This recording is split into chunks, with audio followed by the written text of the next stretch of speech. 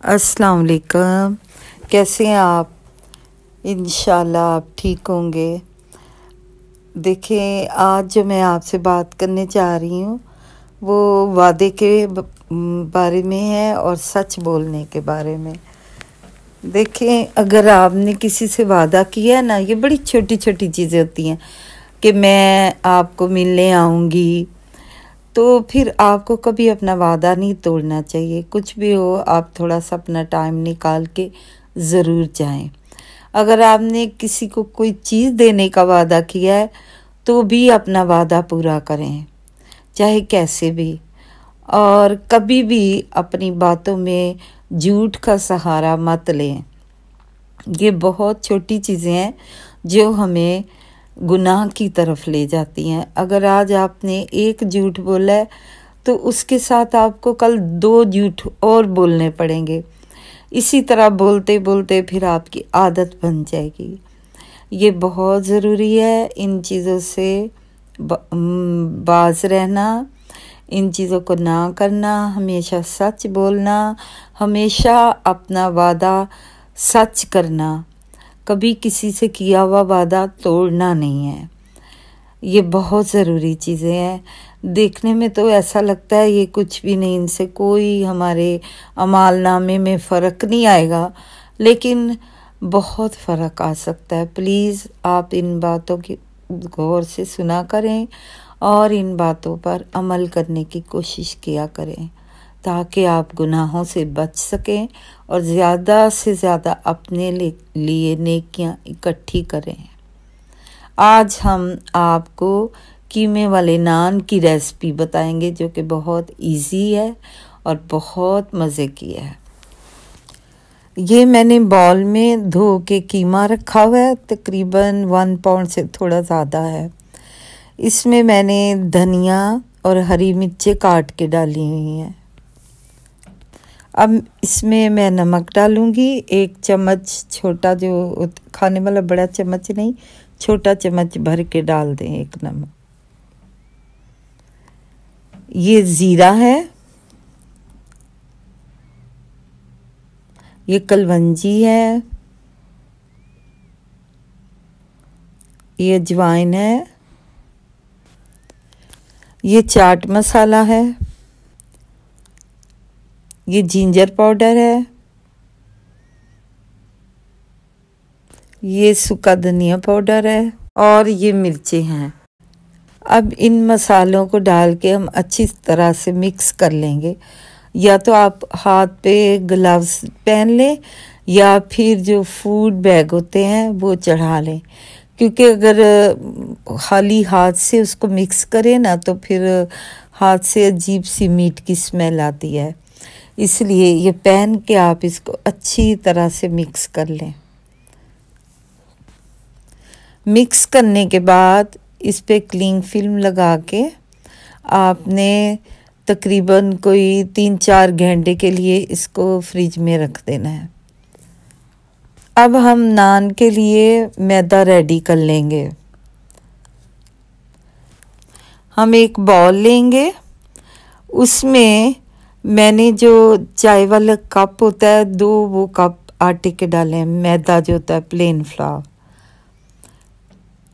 अब मैंने 1 कप में 1 खाने वाला चम्मच यीस्ट लेके उसमें थोड़ा पानी डाल के, गर्म पानी, तो उसको मिक्स कर लिया था। अब ये मैं आटे में डाल दूंगी। अब आपने जो गर्म पानी कप में डाला है जिसमें यीस्ट डाला है, पानी बहुत ज़्यादा गर्म नहीं होना चाहिए वरना यीस्ट जो होता है वो ख़त्म हो जाता है ना, फिर वो आटे को राइज नहीं होने देगा, इसलिए इस बात का ध्यान रखें। अब मैंने इसमें कलवंजी डाल दी, 1 चम्मच इसमें मैंने ऑयल डाल दिया। नमक अगर आपको डालना है तो डाल लें, वरना मैं नमक नहीं डालती। अब 1 कप मैं इसमें पानी डालूंगी। इसमें 1.5 कप मैं पानी डालूंगी और फिर इसको हम मिक्स कर लेंगे। मैं मिक्सर में मिक्स करती हूँ, अगर आपके पास मिक्सर नहीं तो आप हाथ से भी गूंद सकते हैं। आटा ना तो इतना सॉफ्ट हो, वरना वो जब राइस होने के बाद बहुत पतला हो जाएगा, फिर सही पराठा नहीं बनेगा। थोड़ा उसको सख्त रखना है हमने। और ये आटा रेडी हो गया, ये देखिए इस तरह का सख्त होना चाहिए। अब इसके ऊपर क्लिंग फिल्म लगा के हम किसी गर्म जगह रख देंगे, यानी किसी कैबिनेट के अंदर रख दें जहाँ के ये गर्म रहे। और इसको 5-6 आवर्स के बाद आप निकालें एक ये देखें कितना अच्छा राइस हो गया। अब इसके छोटे छोटे पेड़े बना लेंगे, यानी कि एक नान के लिए हमें 2 पेड़े चाहिए, उस हिसाब से हम इनका साइज़ रखेंगे।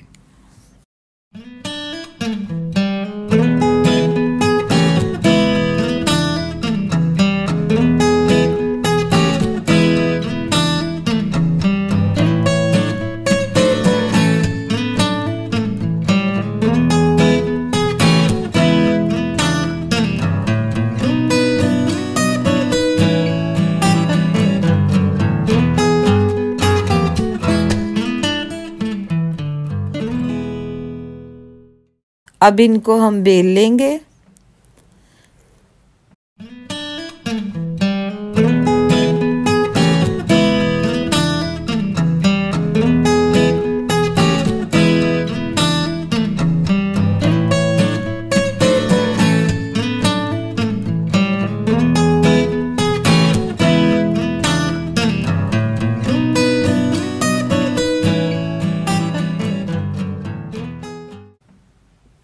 दो को बेल के इनके अंदर अब हमने कीमा रखना है। कीमा रख के दूसरा भी ऊपर रोटी रख के उसको आपने आराम से बेलना है ताकि वो फटे ना। अच्छा, जहाँ पे आपने नान बेलना है उससे पहले थोड़े से सेसमी सीड्स डाल लें और उसके ऊपर रख के बेलें। और जिस साइड पे सीड्स लगाए हमने वो साइड ऊपर आनी चाहिए। और उससे पहले आपने अपना ओवन रेडी कर लेना है, यानी ग्रिल आपकी ऑन होनी चाहिए। 250 डिग्री पे आपको रखना है ताकि ग्रिल अच्छी तरह से गर्म हो। अब आपने ये नान तवे पे इस तरह डालना है कि जो सीड्स वाली साइड है वो ऊपर हो, और चूल्हा आपने हल्का कर देना है। फिर चम्मच से आपने नीचे साइड चेक करनी है कि रेड हो गई है। अगर हो गई है तो फिर आराम से स्पून के ऊपर रख के तो अपने अवन में रख लें। अवन में रखने से पहले या रखने के बाद थोड़ा सा ऊपर बटर लगा दें। ये देखें कितना खूबसूरत नान बन रहा है और ये हमारे नान रेडी हो गए हैं। ये ज़रूर ट्राई करें, बहुत इजी हैं और बहुत ही मज़े के हैं, बहुत ही खुशबूदार हैं। और कमेंट्स में लिखना मत भूलिएगा, लाइक करना मत भूलिएगा। अपना ख्याल रखें, एंजॉय करें। अल्लाह हाफिज़।